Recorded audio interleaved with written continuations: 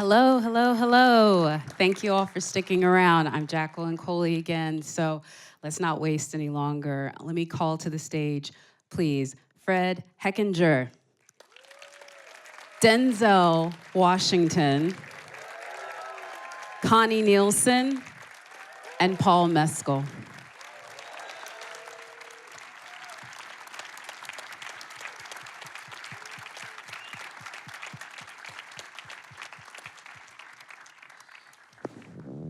Okay, everyone have a seat. Damn, that was a movie, wasn't it? Seriously. I got to see it a little while ago, and Paul, I want to start with you because I appreciate the journey that took us to get to this epic started with Ridley Scott doing what a lot of us did, which is watch you and Daisy fall in and out of love in Normal People.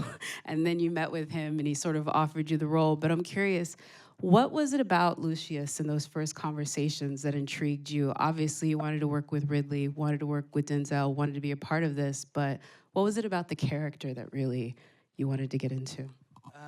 I suppose Lucius represented something to me that I had never done before, like somebody who is quite front-footed through the 2.5 hours, and I hadn't got to do that before, and it's something that has been kind of latently within me, something that's more muscular, something that's more kind of full of something that people hadn't seen. And of course, as you said, it's if Ridley asks you to do something, you just say yes as quickly as possible. I think one of the most intriguing part of your performance is the fact that this is something we haven't really seen you do, which is do vengeance and do sort of that sort of thing. Which was the most attractive sort of color you got to play as an actor that was new for you in this one? I think vengeance is interesting for a certain period of the film, but once that has a certain runway that you run out of runway very quickly with that. And I think vengeance is a kind of symptom of the life that he's led. He feels somewhat deserted by his mother, and he's incorrect about that, but at the moment through the film, that's what's driving a lot of it. But also when you have vengeance matched with somebody, and I think Lucius is very intelligent, I think you've got an interesting outline for a hero at the center of a story. Mr. Denzel Washington, sir. Yes. Listen, yes, please, more. What you do with Macronus is just, I can't even kind of describe it with words. I just wanted to watch it over again. And I loved how you said at this point in your career, knowing all the roles that you've played, it takes an intriguing filmmaker or an intriguing character for you to say that you wanted to sign up. What was that about Macronus that you really wanted to explore with Ridley? And did you get to, in this endeavor, do something that you hadn't gotten to do before? It's the same thing. It's Ridley. It's Ridley, it's Gladiator, it's yes. I mean, this is why I gave, yeah, I mean, that is simple. The performance is not. I'm just gonna go ahead and say that. You get to do a lot. I feel at the beginning, you were like, honestly, it felt like I was watching you in Training Day again, and by the end, I felt I was watching you in The Tragedy of Macbeth. Like, it was such a journey. What was that, I would say, what was your approach to the sort of duplicity of Macronus? And like how I think folks are going into this movie thinking it's one thing, and then they're going to kind of discover it as they play. How is your approach with his sort of, I don't know, he's like Iago. He's misunderstood. He's misunderstood. He's a nice fellow. It's a product of his environment. How did you approach his secrecy, his duplicity, and how he was trying to use this man as his instrument? He's trying to use everybody. He used his mother. He used his own children. He'd already used up his soul, so he didn't have any left. But, you know, he's in bed with the devil. Miss Connie Nielsen, ma'am, I love that you're back here looking fabulous again. I was like, this is not 25 years later. But I will say with your character, you had, I think, the enviable opportunity to be able to look back at what Ridley was doing back in 2000 and 1998 when y'all filmed that one, and then look at what he's doing now and kind of compare. If you could, I'd love for you to talk about what he was doing back then with that one that kind of kept true to this one, and how he's evolved as a filmmaker and what he was asking for you in this one. Well, I mean, back in the day, I think it was Joaquin who had this line, which was, you know, we were about to do the Roman Empire with the guy who'd done Blade Runner, and that he would do for the Roman Empire what Ridley with Blade Runner did for like futurism. And to me, when we went in there, I could see how he was just creating these textures, whether they are textures of acting or the textures of the actual environment that he puts you in and that he creates around you. These textures feel very visceral when you're on set. And it was the same this time around. This time around, what would have taken 3 hours to set up 25 years ago now takes 20 minutes. And that is despite the fact that you're talking 3,000 extras, you're talking like enormous vehicles, you're talking like insane setups, and we could not believe how fast we were moving. And that is because Ridley also loves technology. He's always interested in like the latest technology, and there were things that I know that he wanted to do in number one that he simply did not have the technology for yet. And yet he was using like cutting edge technology in order to make up for the fact that we lost Oliver Reed sort of halfway through the shoot. And he wanted to honor Oliver Reed's character, and he wasn't gonna cut him out. He was gonna try to save and salvage that incredible performance. And you know, one of the things I also talked to, you know, our younger actors about was, you know, Ridley allows you to be free. And it's the same now as it was 25 years ago. He knows the sound he wants to hear, but that doesn't mean that he's not gonna let you try everything, but he knows where he wants you to hit. It's a fantastic experience as an actor. Fred, sir, I have to almost call it a two-person performance with what you and Joseph are doing. It feels almost like a Hydra type thing, and you are deliciously evil, deliciously evil. But I'm curious how you and Joseph put that together, because if you really look at you two in the scenes, like the way you move together, the way you are almost battling each other as much as you're battling outside forces, how did y'all sort of develop that physical aspect of these two twins, emperors together? Because again, yeah, it's the two of them in every scene. Thank you. I feel like Joseph and I were like an old vaudevillian couple preparing this. You know, we'd like gather every night. We'd go over the week's work, and we were well aware that this was in some ways a double act, and then in other key ways a very competitive, charged opposites as well. And so, yeah, it was really you know, I know he wishes he could be here today too, and sends his love. But it really was so fun to build the history with him and work on it collectively, and then also know that we had our secrets and we had our independence together too. So I really there were key sequences and moments that I felt were choreographed like we were a couple just traveling around the country doing our dances together. I really dig that. Yes, Pedro and Joseph could not be here. They're off being fantastic with two others. But in their absence, Paul, I want to talk to you a little bit about it. This is the beginning of the press tour. You're going to get a lot of questions about how many chicken breasts you had to eat and how many stairs. No, I'm trying to be elevated. How many stairs you had to take to get those thighs to look like that. Like, I get it. but I'm not going to do that. I'm actually more curious about what the more challenging aspects were to Lucius's emotional journey. Yeah. If there was something that you particularly felt that you had to get very dialed in about that was harder than maybe some of the more physical things that you had to do. Well, I don't think the two things are separated, actually. It's like if you're going to play somebody, like when you read the script, you go, in reality, how would this person survive? And I had this like naive idea at the start where I was like, I'm maybe going to just play a gladiator that kind of looks normal.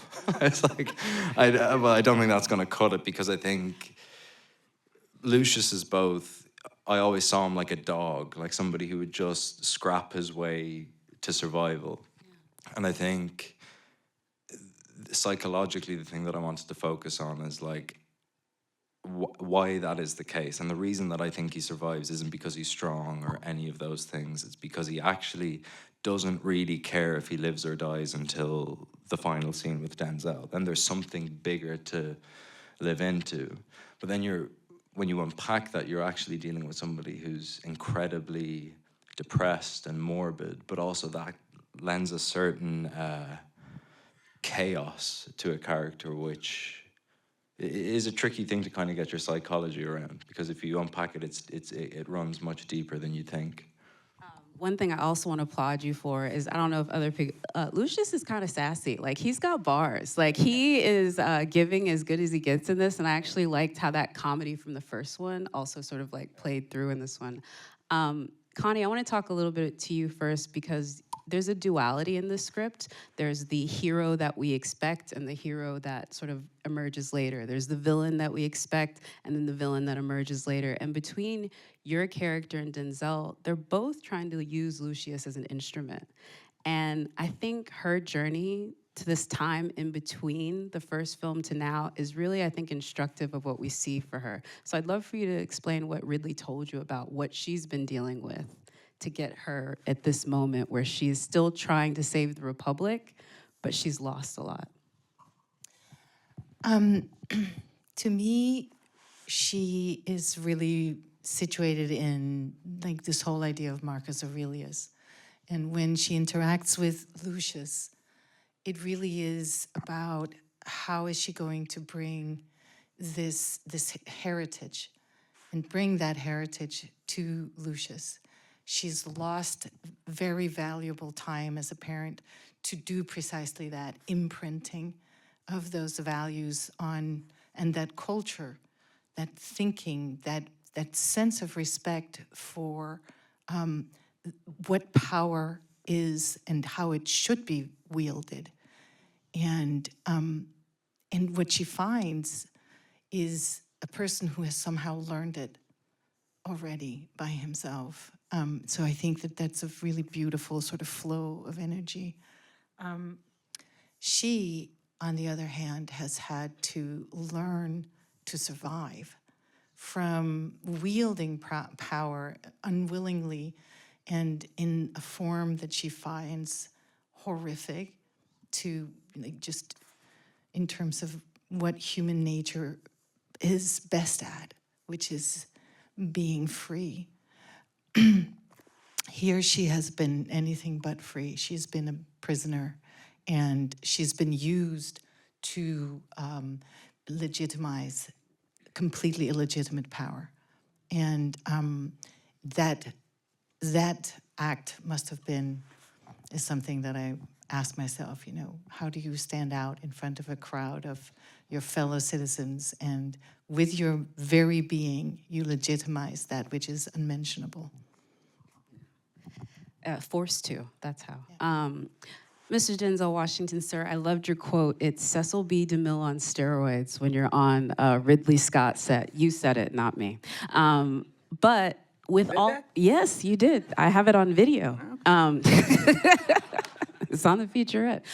But I'm curious, for the actor, it's about the moment, it's about the performance, it's about the person sitting across from you. I'm curious what you or Ridley or your scene partners do to not let the scale of all that is happening sort of get in the way of these intimate moments, and how do you keep the performance as intimate as you do? Because it is a very emotionally intimate movie, even though it does have all these huge bells and whistles. what Ridley did, which was great, is he built Rome. So all we had to do was put the clothes on and start talking. No, I'm serious. I mean, he built Rome. When you would walk around, you were in Rome. And it seemed like 10,000 extras and horses. I mean, it was make-believe. It was play, you know, it was fun. Just put the gear on. Just put the dress on and go. You know, that's the way I looked at it. I'm like, I'm putting this dress on, these rings, and I'm going crazy. And he did.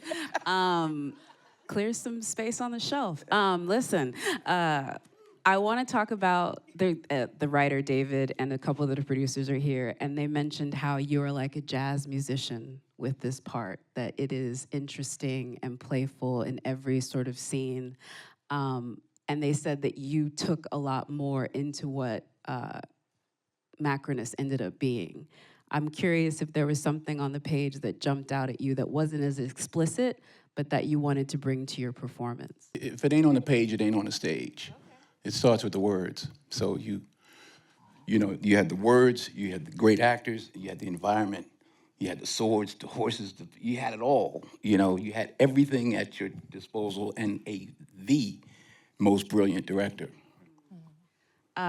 Fred, I want to bring it to you. I guess everyone can talk to this, but the costuming that Yantu did, like your look, first of all, how you sort of crafted the character. He's a chaos agent, obviously, and it's a very broad performance, but it still has to be dialed in. Were there little touches to the look that you sort of discussed as far as how you wanted him to present? And how early on did they land on what you and Joseph ended up doing? Weeks and weeks of dialing in that level of excess. You know, I kind of think of him as rotting gold. So it's like it's every glitz and glamour, but there's true sickness in that. And how do you have both of those things? And John T. Yates is just a brilliant costume designer. It was so fun to build this day by day. But even the hair was something that we were working on, like the precise shade of that red so that it feels fun and bombastic, but also believable and grounded in something twisted and menacing at the same time. So yeah, it was a, I would say, gradual process. And yeah, but some aspects just came ready to go, like the monkey was ready to go. that I didn't have to spend as long finding. She was amazing from the outset. Lots of background and lots of little touches. We have to talk about the opening scene, Paul. That moment and everything that went into creating that. Because how many days did y'all shoot that sequence total? Whatever day I say, it'll probably like knock 5 off it with Ridley Scott. I think we shot that opening sequence over 9 shooting days, which I don't know any other director that could do that. Like, I think we traveled to Malta like a week early, basically. Yeah. Yeah. But the first day on set, it was me and Pedro, and we were consciously kept in the tents kind of outside of the city walls. And we were sitting in the tent, and I was smoking a cigarette, and we were kind of marching around the place, and Ridley comes in with a cigar, and we're all just sitting there. I was absolutely shitting myself, and he looks at me and he goes, "You nervous?" And I was like, didn't know what the appropriate answer was. So I was like, "Ah." And he's like, "Bang. Your nerves are no fucking good to me." So marches us out. Cameras are turning over. 3 like my game on set was like try and spot the cameras. Wait, is this okay? I think it's okay. All right. And then just the cameras are turning over, and that scene when Yugurth is doing the blessing of the troops was the first scene that we shot, and that's what we walked into. And I think that's part of Ridley's genius, where he's like, we're on this ride together, let's not waste any time, because time is precious, and Ridley uses time like a genius. So that was a real blessing from him, I think. Is that the scene where you broke Pedro's shoulder? I'm kidding. I know you didn't do it. I'm kidding. It was It an was accident. Kieran Culkin. was Kieran Culkin. It was Kieran Culkin. I'm just kidding. No. But Connie, you do get to act alongside Pedro, who is not here, but he is also dreamy. But Acreus, he's also dreamy. He is, sorry. But the Acreus character, I would love for you to talk, because y'all also have some incredible scenes together. The scene that you have with him, I think, is one that is very emotional and very moving, and it shows your relationship, but it really only pales to what you two do towards the end. And yeah, I'd just love for you to talk about Pedro a little bit as a scene partner and what he brought to this performance. Well, first of all, I mean, that man just carries, I don't know, boatloads of charm. Like, it trails behind him, and you just, like, kind of, like, notice this energy arrive on set. It's actually the same as when you were walking on set. It's like, like when Denzel was walking into the set, it was sort of like the curtains were still moving, like, after he'd passed through them. I'm not kidding. It's true. I believe you. And Pedro, there's something so gentle about him that it just like touches you right away, and you feel so loved when you're with him. Like, you just feel so safe. And then he's a little naughty, which is fantastic. And so there's like always like this little sort of like play in the game, inside of a game, which is really fun. So I think in the beginning it was supposed to just be like this sort of, he comes from work and, "Are you hungry, dear?" kind of scene. And instead it became a scene where it's sort of like, you have to win me over before you come close. And it was it was like little minute things that we didn't speak, but that just happened. Yeah. Paul, I'm going to give you the last word, and then we're going to go have fun drinks. There's coffee out there, too, so I'm going to end it here. But I think a lot of people have been waiting for this movie, but there's an equal number of people who were like, you know, they haven't had the experience these folks have to know that it's brilliant. They're like, hey, this was such a great thing. What would you say to folks and audiences about what it is about this film that it does continue the legacy? Because I think you've seen it now and can speak to that. That's a lot of pressure. I mean, it's your movie, sir. I'm sorry. I think this film wears the legacy of the first film with intense pride and honor, but I think it takes it in a direction that drives that honor and respect through the roof. I think it's made by the only man who could ever touch it in Ridley Scott, and personally, as like his friend and his long admirer, I think it's one of his finest pieces of work that I've seen in recent times, and I'm so utterly proud of his work, my work, and everybody sitting here and everybody who's not sitting here. I don't think anybody can take that away from us now. Yeah. Oh, he's getting verklempt, y'all. I want to thank you all for your brilliant performances. It is, I just can't wait for audiences to see it. I want to thank you all for watching. Please don't trip in the darkness, and we'll see you outside. Thank you. We're going to take a quick picture, though, real quick.